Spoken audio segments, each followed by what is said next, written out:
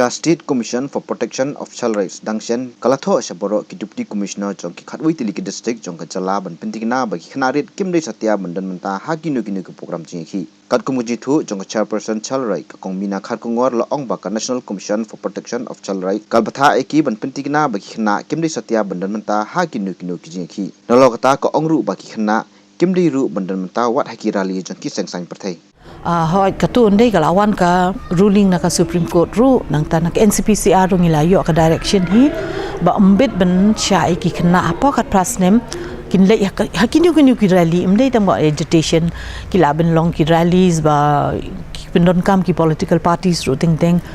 aba pipet mo ngi ru ngi sia pe ki TV ki kena ki sya ra ki placards mo ki kena badang license house name ki placards ba tho lai phujat ti kabok ka jingkili yangi ba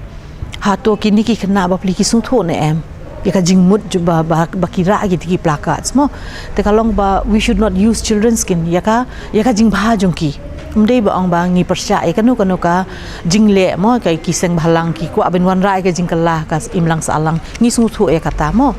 tang ba ka wei ngi di ben sung tho ba kini ki kena ki danglung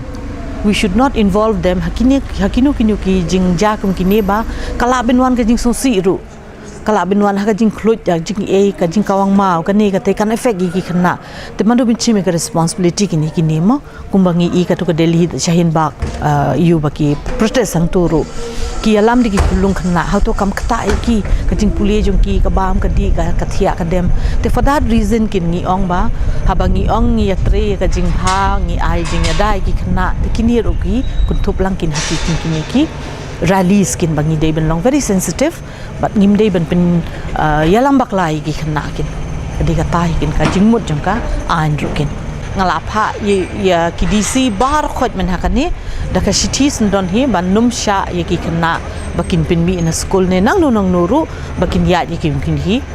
agitations but ngakremen baki DC ru tharai ki lapha hi ye ki different authorities bakin le ki kam kin hakju opor ka kong IS raptham program manager State Child Protection Society kalong ba ka jingmana ki khna bansim manta hakum ki te ki jiki kalong dak babu hakman yo kami kanu ka jingja ka bam sutna eki kalong ru ba kinu ki brio ni ki ken hon ki ba pnon kam ki khna ren ha ki te ki kam kin ngat ha kanon ba pulai close to jong ka Juvenile Justice Act ka bala ban ngat song along news nem bat ka kuna ka basan lak tingka Tapi dia begini kijing pendan kam baklai ki kena hakini ki agitation lani kini ki protest mo ke bangi yo I mentah ka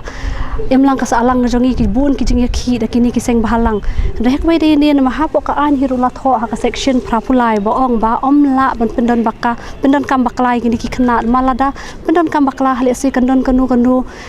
kijing yakhi ka bakham jur kila ban mensau kila ban kila ban ja kanu ka basosi aki tana ka daw ka an ka perking ba omla ban pendan kam baklai aki